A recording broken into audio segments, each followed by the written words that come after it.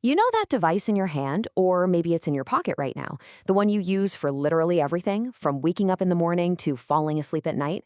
Well, it has a secret life, and today we're going to peel back the layers and uncover the hidden story of your smartphone. I mean, when you look at it, what do you see? A sleek, smooth rectangle of glass and metal, right?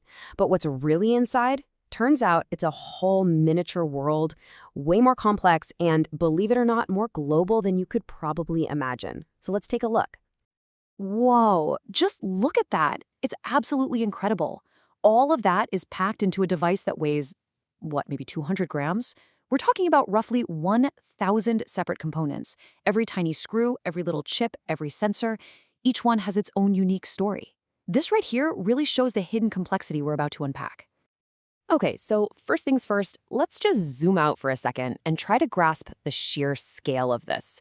Because we're not just talking about some popular gadget here, we're talking about a truly global phenomenon.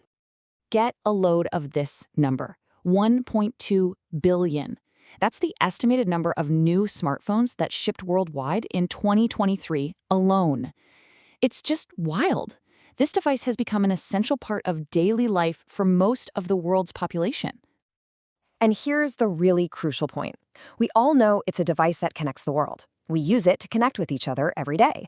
But what we don't always think about is that it's also a device built by the world. Its creation connects minds, factories, and people from every corner of the planet in this vast, complicated, and often invisible network. So, what does this global network actually look like in practice? Well, it's an incredible physical journey that literally spans half the globe. Now, this map really helps visualize that network. You can see it right here. We're seeing minerals being sourced from Africa and South America, then they're getting processed in Europe, and the final assembly happens in Asia. A single smartphone is basically a miniature United Nations of raw materials. To make this feel a bit more real, let's just follow one single material, tantalum. It's essential for the tiny capacitors in your phone. So, its journey starts as ore, in a mine in the Democratic Republic of Congo. From there, it's shipped to Belgium for smelting. Then it's off to Thailand to be made into a component, then over to China for final assembly, before it's finally sold to a customer in a country like Japan. That whole trip is about 20,000 kilometers. Think about that for a second. A single, almost microscopic part of your phone has traveled farther than most people do in an entire year. And remember, that's just one part out of 1,000.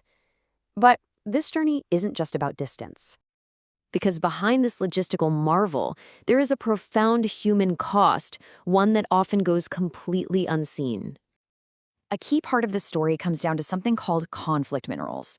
As you can see here, these are minerals like tin, tungsten, tantalum, and gold, often just called 3Tg, and they're mined in conflict zones. Tin is in the solder that holds circuits together, tungsten is what makes your phone vibrate, we just talked about tantalum and capacitors, and gold coats the wiring.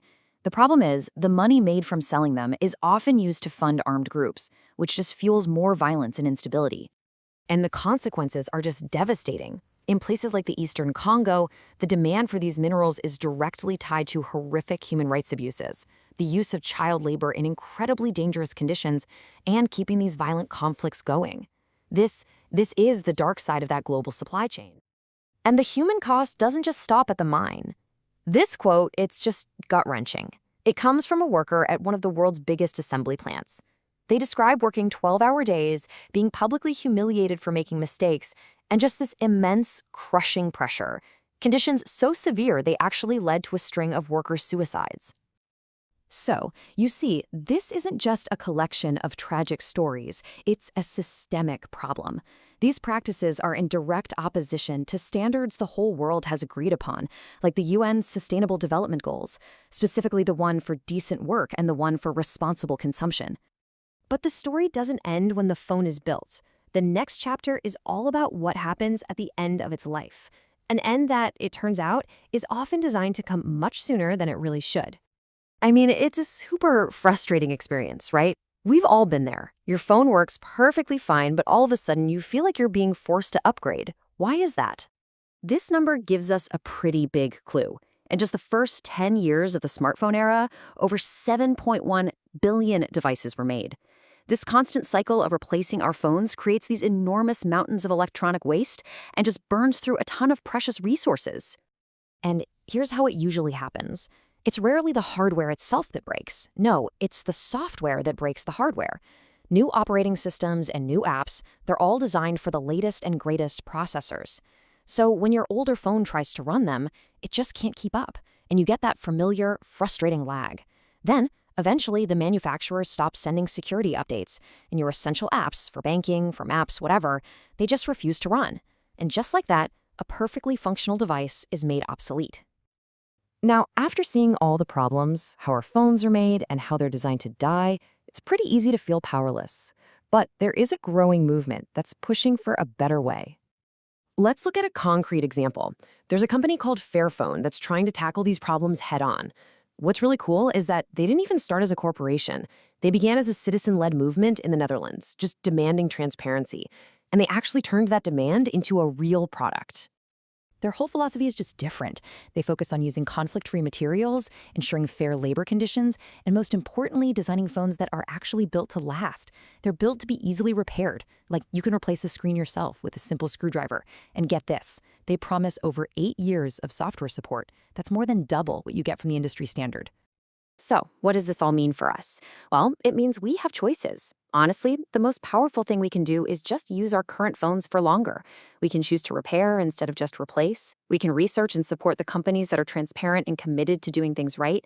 And we can simply have this conversation, make the invisible story of our phones visible. So the next time you pick up your phone, just take a closer look.